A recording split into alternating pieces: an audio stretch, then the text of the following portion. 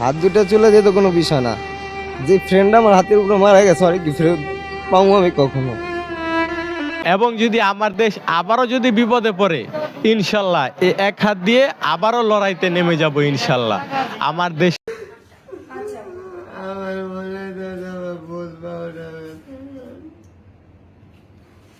এই যে ভ্যানে যে লাশটা দেখতে পাচ্ছেন, এটা আসলে সাধারণ লাশ না, এটা আজকে শহীদ হওয়া আমাদেরই একজন ছাত্রের লাশ।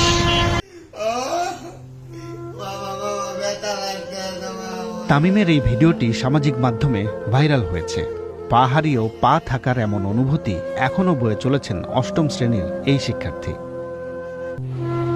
আন্দোলনের আহতদের চিকিৎসা খরচ দ্রুত রাষ্ট্রকে নিতে হবে এবং নিহতদের লিস্ট করতে হবে, যেন একজনও বাদ না যায়, এবং বীর উপাধিতে ভূষিত করতে হবে। সেক্ষেত্রে আসুন্ডা ফাউন্ডেশন অথবা জামাতে ইসলামকে দায়িত্ব দেওয়া যেতে পারে। প্রত্যেক আহতদের চাকরি এবং নিহতদের একটা পেনশনের ব্যবস্থা করতে হবে।